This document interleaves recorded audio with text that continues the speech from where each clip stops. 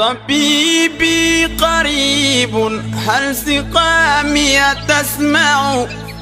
dal leen ak jàmm ci seen chaîne bii di Info 228 TV Sénégal yéen ñi nga xam ne saa yu ne rek yéen a ngi wéy di taataan xibaar ci chaîne bi léegi. ñi addu wax ci mbir mu doy waar mi nga xam ne xew na niki tey jii xew ca Fare Roche ci Sénégal ab fee ca Ndar Géej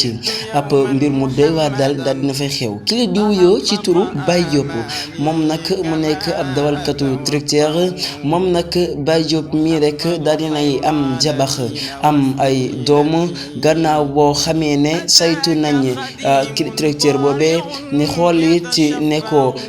tracteur bi it dafa am yoo xam ne manqué na ci wàllum batterie machine yi ci war a dem yëpp waa ginnaaw bi ñu saytoo lu ni mel moom Baye Diop mi it daal di amal liggéey boobee ci tracteur bi ci la daan liggéey gannaaw bi mu yéegee di dawal bi commencé conduire bi muy dawal rek ci la jékki-jékki rek moom tracteur boobu di yëngatu yu metti ba ki la di Baye Diop mënatu ko téye gannaaw bi tracteur bi la ko sànni moom Baye Diop ci la ñàkk bakkanam ci sase may gannaaw boobee moom tracteur bi daal dinay dal ci ab benn këru dëkkandoo ba toj miir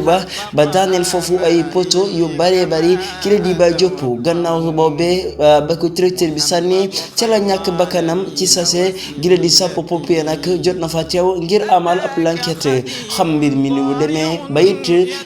yóbbu poto yi nga xam ne daanu na foofu ngir lijjanti lépp loo xam ne xew na fa. di Kouthia gannaaw vidéo boo xam ne viral na ci internet yi ñi gis ko niki démb mu tooyal xol yu bari ci Sénégal yi ba tax na loolu Sénégal yu bari di ci yàbbi ci melokaan wi nga xam ne gis nañ ko Kouthia ci it mu nekkoon ay jamono di béggeel Sénégal yi ci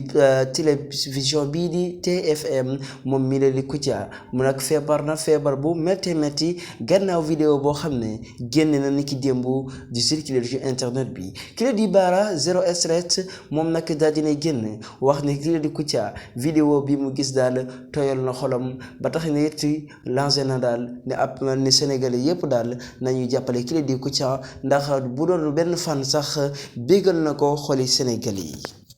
xool artiste comédien bi di wuyoo ci Fat Bintou Ndiaye ñi xamoon ko te mu nekkoon ci série Babel turam dëgg di Nefertiti Show moom Fat Bintou Ndiaye gannaaw boo xam ne génnoon na ci série bi di série Babel ci lu waral lu ni mel maanaam Marodi fasal na ko ñu demee ni wàllum wér-gi-yaramam moo taxoon mu génn ca série boobee maanaam dañu ko gis ci série Fassema waaw wala déet mu fay joué beneen rôle ay laaj kase la moom mi di Fat Bintou Ndiaye Sénégal yu bari ñu ngi yey di ci yàbbi nee nañ it ba watu dana porte plainte ci lu ñeel diffamation mooy joxe xibaar bu wérut ñe dañ ko gis ci série Fassema fekk ni gisu ko fa maanaam l'observateur daal dinay feesal ne